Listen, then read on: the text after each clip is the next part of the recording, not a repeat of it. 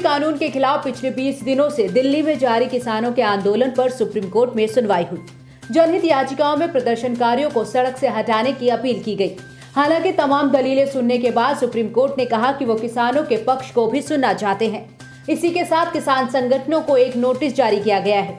साथ ही अदालत ने सरकार, किसान और अन्य स्टेक होल्डर्स की कमेटी बनाने को कहा है। चीफ जस्टिस की अगुवाई वाली बेंच का कहना है कि राष्ट्रीय मुद्दा सहमति से सुलझना चाहिए। ऐसे में जल्द से जल्द कमेटी बनाकर चर्चा हो। अदालत की तरफ से किसान संगठनों को नोटिस दिया गया है। अब इस मसले पर पहले कल सुनवाई होगी और फिर आगे का निर्णय होगा। सुनवाई की शुरुआत में याचिकाकर्ता की तरफ से सुप्रीम कोर्ट में शाहीन बाग केस का हवाला दिया गया। सुनवाई के दौरान चीफ जस्टिस ने कहा कि ये एक महत्वपूर्ण विषय है। सुनवाई के दौरान चीफ जस्टिस ने पूछा कि आप चाहते हैं बॉर्डर खोल दिए जाएं, जिस पर वकील ने कहा कि अदालत ने शाहीन बाग केस के वक्त कहा था कि सड़कें जाम नहीं होनी चाहिए।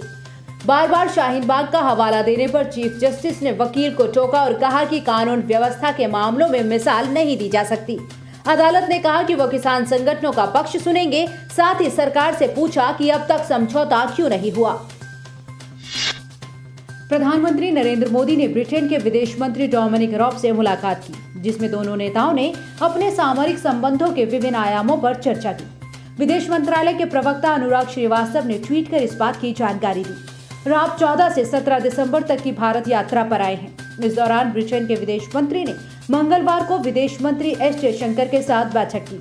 वहीं डोमिनिक रॉब के इस दौरे से ये तय हो गया है कि अगले साल गणतंत्र दिवस पर यूके के पीएम बोरिस जॉनसन मुख्य अतिथि होंगे। यूके ने इसे बड़ा सम्मान बताते हुए पीएम मोदी को G7 समिट के लिए आमंत्रित किया है, जिसकी मेजबानी ब्रिटेन करने जा रहा है। यूके के विदेश मंत्री डोमिनिक रॉब ने मंगलवार को भारतीय विदेश मंत्री एस जयशंकर से मुलाकात के बाद ये घोषणा की। रॉब ऐसे समय में भारत यात्रा पर आए हैं जब ब्रिटेन ब्रेक्जिट के बाद व्यापार समझौता करने के लिए यूरोपीय संघ के साथ जटिल वार्ता कर रहा है। उत्तर प्रदेश विधानसभा चुनाव को लेकर राजनीतिक दलों ने अपने अपने समीकरण और गठबंधन बनाने की कवायद शुरू कर दी है।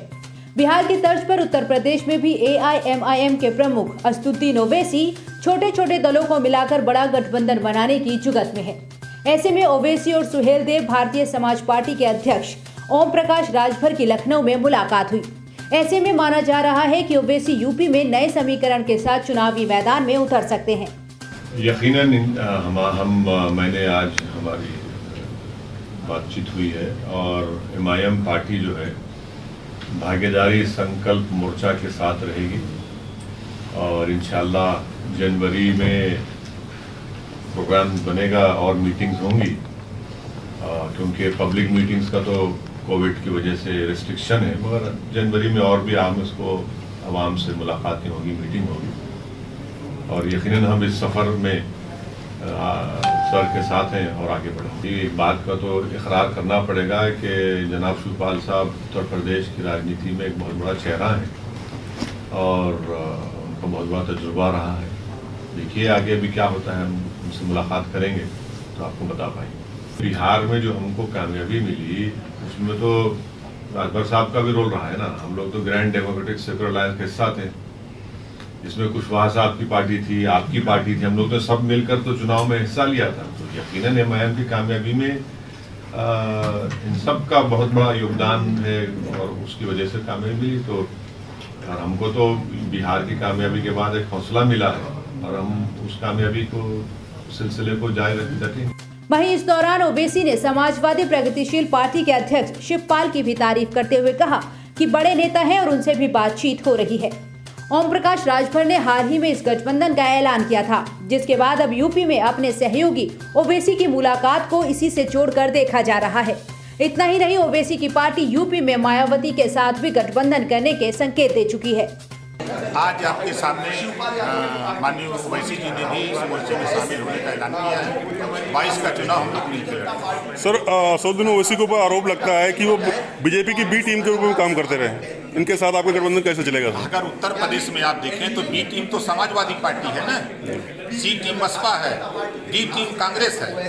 कैसे वो है? यहाँ तो अभी तो उनका खाता भी नहीं खुला है, तो कैसे टीम बना दिए आप 22 में बताइएगा। देखिए हम कौन सी टीम बनते हैं। भारत और चीन के बीच पिछले कई महीनों से टकराव बना हुआ है। वहीं भारत की तरफ से लगातार चीन पर घुसपैठ करने के आरोप भी लगाए जा रहे हैं। इस बीच भारतीय सेना के एक वरिष्ठ अधिकारी का कहना है कि लद्दाख गतिरोध के बाद से पूर्वी कमान इलाके में कोई घुसपैठ या बड़ा टकराव देखने को नहीं मिला है। विजय दिवस के मौके पर नई दिल्ली में नेशनल वॉर मेमोरियल में पूर्वी कमान के प्रमुख लेफ्टिनेंट जनरल अनिल चौहान ने कहा कि भारतीय सेना और चीन की पीपल्स लिबरेशन आर्मी के बीच लद्दाख की गलवान घाटी में जून में हुई झड़प के बाद विश्वास गायब हो गया और इसे स्थिर होने में वक्त लगेगा। It's a long border between us and China, and friction at one part of the border on Bonhomme cannot be taken as a yardstick to form an opinion for the entire border. I like to say that there have been no intrusions or major face-offs in the area of responsibility of Eastern Command since friction erupted in Ladakh. Post the Galwan incident, the Bonhomme and the mutual trust on the line of actual control between us and the PLA evaporated, and it will take time for things to stabilize and rebuild it. The People's Liberation Army and the Indian Army had undertaken some precautionary deployment during the Ladakh crisis, which is now witnessing a gradual de-induction in our sector due to the onset of winters. However, the Indian Army is fully prepared to meet any challenges during the winters. The People's Liberation Army had carried out rapid infrastructure development activities, including development of defences opposite Sikkim and Kameng in Arunachal Pradesh. We are taking reciprocal actions and prepared to meet emerging challenges. Lieutenant general Anil Chauhan ने कहा कि भारतीय सेना और peoples liberation army ने लद्दाख संकट के दौरान कुछ एहतियाती तैनाती की थी, जिसमें अब सर्दी के कारण कटौती की जा रही है। हालांकि चौहान ने जोर देते हुए ये भी बात कही कि भारतीय सेना सर्दियों के दौरान किसी भी चुनौती को हराने के लिए पूरी तरह तैयार है।